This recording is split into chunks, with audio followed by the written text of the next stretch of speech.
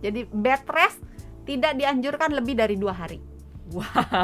Jadi kirain semakin kita berbaring nanti akan semakin sembuh cepat sendiri sembuh, gitu kan kan? ya dok? Tidak. Jadi semakin kita nggak mau gerak, semakin lama sembuhnya. Terbalik. Salah ya. Nah, makanya kalau mengangkat benda yang berat, itu usahakan jongkok, bukan nungging, bukan membungkuk. Jadi kita berjongkok, pegang barangnya, baru kita berdiri. Jangan, aduh biar cepet sembuh, gunakan air yang sepanas-panasnya. Jangan nanti dong. melepuh kulitnya. Hati-hati. Suka mengobati penyakit dengan mencari penyakit gitu Iya. kan, jangan sampai. Hati-hati ya. Jadi atau bisa juga menggunakan kompres yang bergantian. Jadi kompres hangat, terus tunggu 10 menit, kompres dingin, tunggu lagi kompres. Jadi ditukar-tukar boleh. Oh, selang-seling gitu Selang-seling ya. Oke. Atau kalau seandainya tidak mau kompres, boleh juga menggunakan mandi air hangat.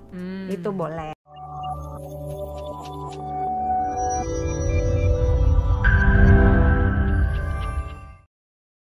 Halo sahabat Sonora, kembali lagi di video Kamu Sehat barengan sama Fidel dan juga Dokter Santi dari Medical Center Kompas Gramedia. Hai dok. Hai Fidel, halo sahabat Sonora, jumpa lagi dalam Diksan dan Doksan. Selalu Doksan yang ingat, aku selalu lupa. Yes, barengan sama Doksan dan juga Diksan. Hari ini kami mau mengumpulkan Anda semua yang jarang bergerak, kebanyakan duduk gitu kan bekerjanya, atau mungkin karena usia sudah mulai muncul rasa sakit di pinggang nih dok, iya kan? Atau mungkin kadang-kadang ada yang bekerjanya terlalu keras gitu dok, yang apa sih, misalnya ngangkat-ngangkat berat. Iya gitu dok, ya. itu kan sakit tuh di pinggang. Gimana cara meredakannya nih dok? Sebetulnya sebelum meredakannya, kita tahu dulu nih penyebab dari sakit pinggang. Ada apa aja dok? Sakit pinggang itu bisa disebabkan oleh ototnya, otot di daerah pinggang, saraf di daerah pinggang, atau tulang di daerah pinggang, atau disebabkan oleh organ yang berada di sekitar pinggang. Oke. Jadi misalnya, ada batu ginjal, atau mungkin ada sesuatu di rahimnya, ada sesuatu di indung telurnya. Itu bisa menyebabkan rasa tidak nyaman, rasa pegel, rasa nyeri di daerah pinggang. Jadi kalau udah tahu penyebabnya diobati. Oke. Ini semuanya bisa diobati dengan obat-obatan atau gimana dok? Beberapa bisa dengan obat-obatan. Kalau nyeri pinggangnya, obat-obatannya itu bisa dalam bentuk yang diminum, jadi bentuk tablet atau kaplet, atau dioleskan, bentuknya bisa krim, bisa gel, atau disuntik. Oh, disuntik juga bisa ya? Bisa. Okay. Nah, tentunya kalau untuk penyebabnya, misalnya karena batu ginjal, dilihat apakah membutuhkan operasi atau cukup dihancurkan dari luar melalui gelombang. Bisa. Oke. Jadi tergantung penyebabnya apa. Okay. Atau misalnya, dia ada benjolan di indung telurnya misalnya. Nah, dilihat apakah bisa dengan hormon dikecilkannya atau memang membutuhkan operasi. Jadi untuk penyebabnya, terapinya tergantung penyakitnya apa. Ya? Iya. Tapi kalau secara umum, untuk menghilangkan nyerinya, menghilangkan pegelnya, itu bisa dengan obat-obatan yang diminum, dioles, atau disuntik. Oke, tadi sudah ada obat-obatan, diminum, dioles, disuntik. Kemudian juga kalau misalnya ada batu ginjal, operasi, atau mungkin tadi melalui gelombang gitu ya dok, dihilangkan batu ginjalnya. Digetarkan sampai dia hancur. Oh Wow. Agak takut, tapi oke. Tapi kalau aku nyanyi mungkin dia bergetar agak gitu ya. Pecah. Pecah batunya gitu. Jadi jangan pernah mendengarkan Dokter Santi menyanyi. Iya, Dokter Santi dulu lulus audisi Indonesia Mencari Bakat loh padahal ya kan? Canda. Oke, lanjut lagi. Selain itu dok, kalau misalnya itu kan yang memang sudah tahu nih penyebabnya penyakit, tapi kan ada yang penyebabnya mungkin karena usia, sudah menua, sudah mulai nyeri-nyeri di pinggang. Nah itu dia. Gimana dok cara mengatasinya? Tidak bisa kita melawan usia kan? Kalau kayak gitu, kompres. Oke. Nah, kompres itu ada 2, kompres hangat dan kompres dingin. Oke. Kalau kompres dingin biasanya kita gunakan untuk nyeri-nyeri yang sifatnya akut. Misalnya kalau kita mau ngambil barang gitu, misalnya kita bungkuk gitu kan, terus salah posisi gitu. Nah, keseleo, terkilir. Nah, nyeri-nyeri yang seperti itu ampuhnya pakai kompres yang dingin. Jadi kita ambil es batu. Ada es kerikil ya, nggak ada. Es krim boleh nggak nih kayak lagu Blackpink? Aduh sorry. Terus jadi es batu diberi air sedikit, taruh di wadah misalnya kantong plastik atau di wadah, kemudian dialasi dengan kain yang tipis, ditempelkan untuk dikompres ke bagian yang nyeri. Jadi kalau misalnya nyerinya di pinggangnya ditempelkan 10-15 menit, boleh diulangi sehari 3-4 kali. Nah, kalau untuk nyeri-nyeri yang lama, yang sudah terjadi lama, yang kronis, itu sebaiknya menggunakan kompres yang hangat. Beda lagi ya, Dok? Beda. Jadi itu kalau kompres hangat itu menguraikan, kan kalau kita lagi sakit pinggang misalnya udah berumur, Fida nggak tahu sih nanti ya, tunggu mungkin 50 tahun lagi. On the way. On the way. Itu rasanya kayak kaku sakit gitu ya. Kalau yang kaku-kaku gitu pakainya kompres hangat. Jadi ambil air hangat, dimasukkan ke wadah, bisa botol kaca misalnya, terus dialasi dengan kain yang tipis, terus dikompreskan ke bagian yang sakit. Tapi hati-hati. Kenapa tuh? Jangan, biar cepet sembuh, gunakan air yang sepanas-panasnya. Jangan nanti dong. Melepuh kulitnya. Hati-hati. Suka mengobati penyakit dengan mencari penyakit gitu kan. Jangan sampai. Hati-hati ya. Jadi atau bisa juga menggunakan kompres yang bergantian. Jadi kompres hangat, terus tunggu 10 menit, kompres dingin, tunggu lagi kompres. Jadi ditukar-tukar boleh. Selang-seling gitu. Selang-seling ya. Atau kalau seandainya tidak mau kompres, boleh juga menggunakan mandi air hangat. Itu boleh ya. Kemudian banyak sekali orang yang kalau lagi sakit pinggang maunya istirahat. Emang nggak boleh, Dok? Baring aja, soalnya kalau bangun sakit gitu ya. Boleh berbaring, jangan lama-lama. Malah nggak boleh lama-lama? Iya. Jadi bed rest tidak dianjurkan lebih dari 2 hari. Wow. Jadi kirain semakin kita berbaring nanti akan semakin sembuh cepat sendiri sembuh, gitu kan? Ya, Dok? Tidak. Jadi semakin kita nggak mau gerak, semakin lama sembuhnya. Terbalik. Salah ya. Jadi begitu sudah mulai terasa sakit, kalau dia sakitnya amat sangat, 1-2 hari mau bed rest boleh, berbaring aja boleh. Tapi masuk hari ketiga mulai mencoba bergerak. Pelan-pelan aja kan, Dok? Iya loh, masa lari. Langsung maraton deh gitu kan. Gak kuat lari. Terus Jadi Dok? mulai mencoba bergerak, jalan pelan-pelan. Atau mulai biasanya olahraga, boleh mulai olahraga yang dengan catatan dulu. Yang intensitasnya rendah dan yang low impact.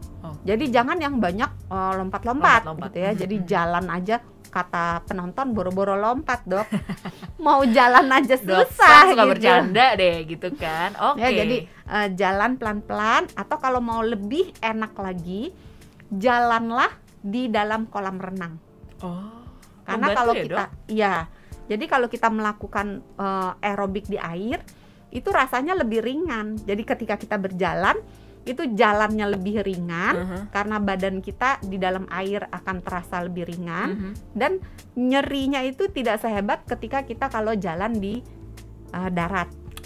Jadi kalau bisa ke kolam renang, jalan mundar-mandir gitu ya. Tapi jangan terlalu dipaksa. Kalau rasanya nggak nyaman gitu kan, berhenti dulu, ngasok dulu. Nanti pelan-pelan dicoba lagi gitu. Tapi yang jelas harus digerakkan. Berarti agak tricky ya, nggak boleh diam aja. Iya. Tapi kalaupun bergerak nggak boleh yang terlalu ekstrim. Jadi mulai dengan sedikit-sedikit dulu, dimulai kembali pergerakannya ya.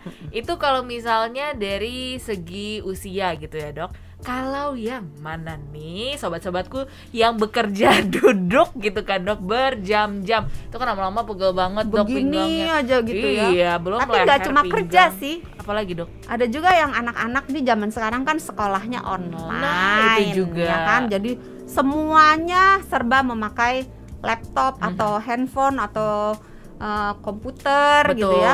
Terus setelah lepas dari itu istirahat, bukannya istirahat yang kemana-mana tapi main game. Main game. Judulnya dalam satu posisi. Betul. Nah itu bisa menyebabkan sakit pinggang. Ya, caranya gimana, Dok, menyembuhkannya?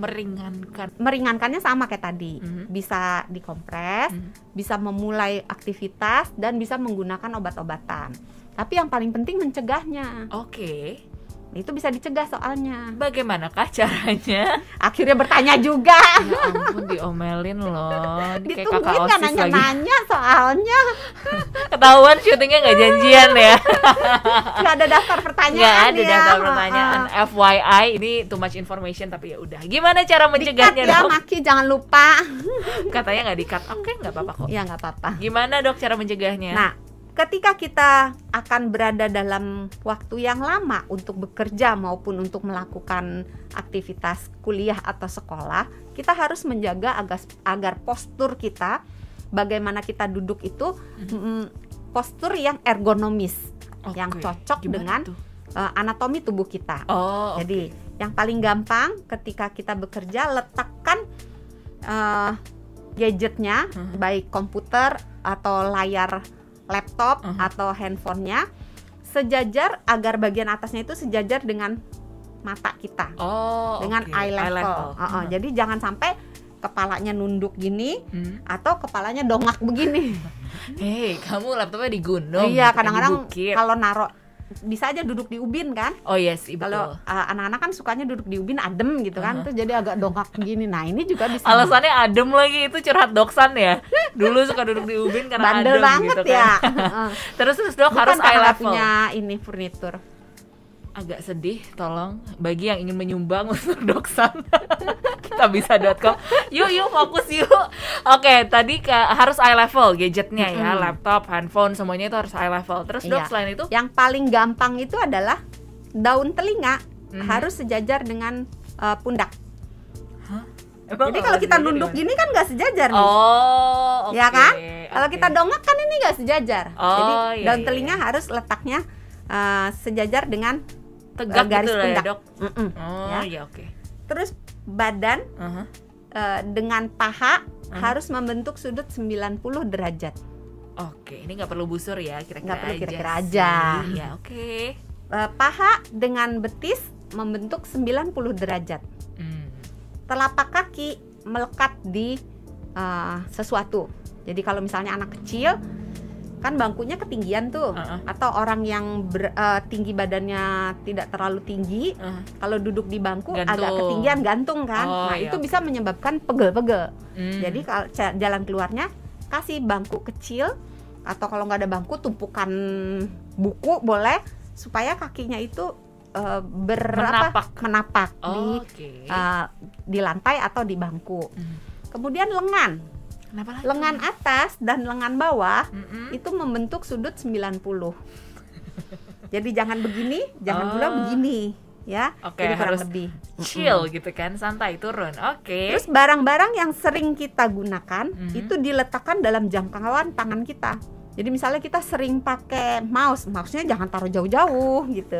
Atau kita sering pakai Anda telepon. gurita tangannya jauh-jauh gitu kan. Misalnya Ini kita deket-deket kerja aja, dok. sering pakai telepon. letakkan di jangkauan tangan kita. Supaya apa? Kalau misalnya naruhnya di meja yang agak jauh kan kita suka gini miring Iya, gitu kan. Nah, betul. nanti Terkilir lagi. kemungkinan Oh, terkilir. oke. Jadi Iya. lebih baik diletakkan di jangkauan Tangan. Terus jangan lupa untuk orang-orang yang bekerja banyak dengan menggunakan telepon, sering makainya gini nih.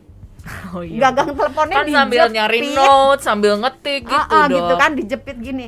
Kalau cuman 10 detik nggak apa-apa. Aduh. Tapi kalau sepanjang hari kesian, nanti pegel-pegel itu. Iya. Berarti ya ngangkat telepon seperti biasa aja ya, dok. Jangan Kalau terima tidak ya. mau dipegang, boleh menggunakan yang kayak alat call bantu. center, mikrofon gitu kan. Iya, menggunakan alat bantu. Handphone juga bisa, banyak sih sebenarnya. Itu bisa untuk membantu. posisi yang duduk. Ada lagi, dok. Bagaimana dengan posisi mengangkat barang? Oh iya, kadang-kadang Orang- ada tuh, dok, berat gitu kan barangnya, pas angkat aduh gitu kan, kayak di iklan-iklan. Kalau Gimana cuma caranya? keseleo nggak apa-apa. Tapi kalau dia salah mengangkatnya, itu benda yang diangkat sangat berat, atau struktur tulang belakangnya itu tidak terlalu baik, bisa terjadi saraf kejepit, Nah itu langsung dia. cret, kejepit. Gimana tuh, dok? Nah makanya kalau mengangkat benda yang berat, itu usahakan jongkok, bukan nungging, bukan membungkuk. Jadi kita berjongkok, pegang barangnya baru kita berdiri. Oke, biar lebih siap gitu ya, Iya. badannya nggak kaget Atau ya. kalau misalnya barangnya terlalu berat, jangan jadi superhero. Ingat, Anda bukan Superman ya. Iya, Pakai minta alat atau bantuan. minta pertolong. Oke. Pakai alat atau minta bantuan teman untuk mengangkatnya bersama-sama atau dibagi 2. Jadi misalnya ngangkatnya bolak-balik. Misalnya mau ngangkat cucian seember, ya setengah-setengah aja, setengah ember angkat dulu, nanti balik lagi setengah ember lagi. Lebih baik kerja bolak-balik daripada Sekali. membebani tubuh terlalu berat. Itu menyebabkan nanti Saraf gangguan kejepit. kesehatan, bisa sampai saraf kejepit. Kalau cuma keseleo masih mending. Oke. Ya. Oke sahabat Sonora, tadi sudah ada beberapa penyebab dari sakit pinggang dan bagaimana cara mengatasi dan juga menghindari sakit pinggang. Jaga terus kesehatan karena katanya kalau sakit pinggang ngapa-ngapain jadi susah ya dok. Iyalah, semuanya jadi terasa tidak enak. Nah itu dia. Dokter Santi terima kasih banyak ya. Sama-sama, jangan lupa sehat itu mudah, sehat itu murah. Jangan lupa juga buat Anda yang mau menonton video-video menarik lainnya di YouTube channel Sonora FM, jangan lupa subscribe ya. Dan yang mau mendengarkan versi podcast ada di Google Podcast, Apple Podcast, dan juga Spotify. Kita ketemu lagi di video-video berikutnya. Bye. Dah.